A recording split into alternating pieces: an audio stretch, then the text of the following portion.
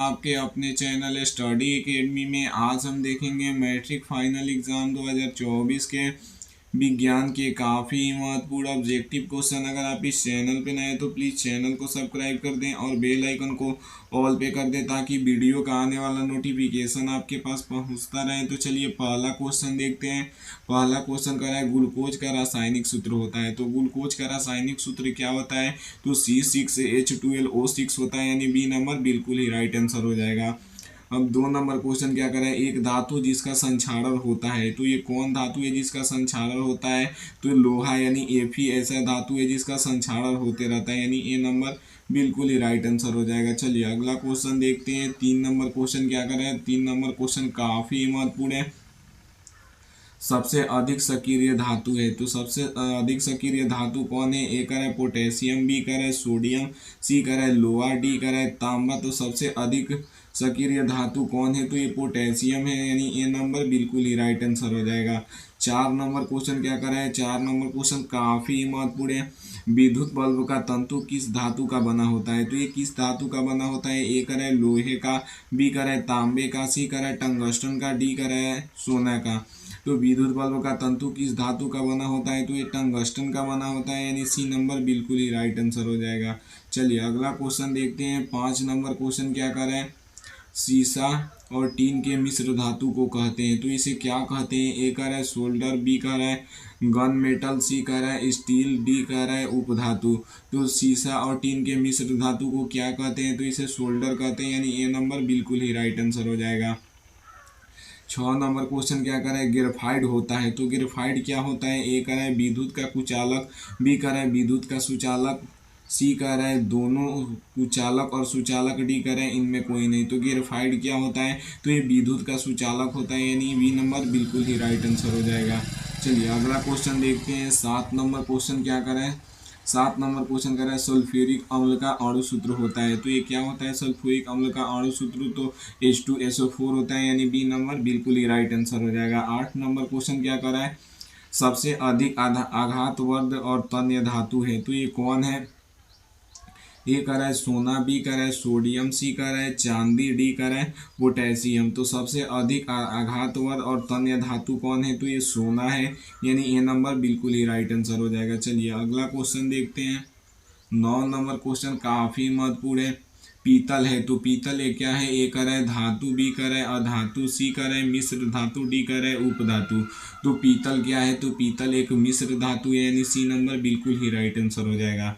10 number question क्या करा है, लोहे को जिंक से लेपित कराने की क्रिया को कहते हैं। काफ़ी महत्वपूर्ण क्वेश्चन है। तो इसे क्या कहते हैं? तो इसे गैल्वेनीकरण कहते हैं, यानी बी नंबर बिल्कुल ही राइट आंसर हो जाएगा। चलिए अगला क्वेश्चन देखते हैं। 11 नंबर क्वेश्चन क्या करा है, महिलाओं में मासिक चक्र की अवधि होती है। तो ये कितनी दिनों तक होती है? ए कह रहा है 24 दिनों की, बी कह रहा है 28 दिनों की, सी कह रहा है 30 दिनों की, डी कह रहा है 31 दिनों की। तो महिलाओं में मासिक चक्र की अवधि कितनी होती है? तो ये 28 दिनों की होती है, यानी बी नंबर बिल्कुल ही राइट आंसर हो जाएगा। 12 नंबर क्वेश्चन भी काफ़ी महत्वपूर्ण है। निम्नलिखित में कौन बैक्टीरिया जनित लैंगिक जनन संचारित रोग है? तो ये कौन है? तो ये एड्स है, यानी क्या हो जाएगा? सी नंबर बिल्कुल ही राइट आंसर हो जाएगा।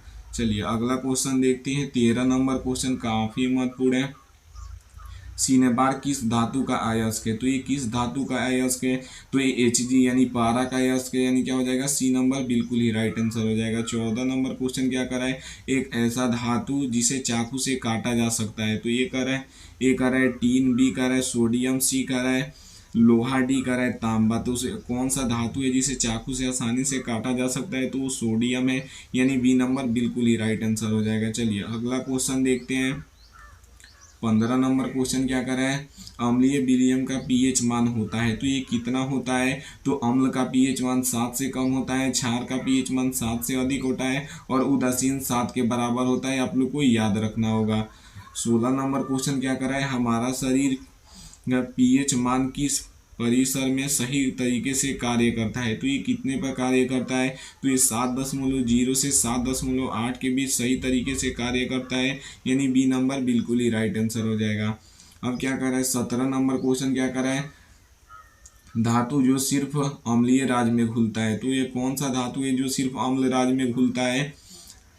तो कौन सा धातु है जो केवल अम्ल राज में घुलता है? तो सोना एक ऐसा धातु है जो केवल अम्ल राज में घुलता है, यानी क्या हो जाएगा? बी नंबर बिल्कुल ही राइट आंसर हो जाएगा।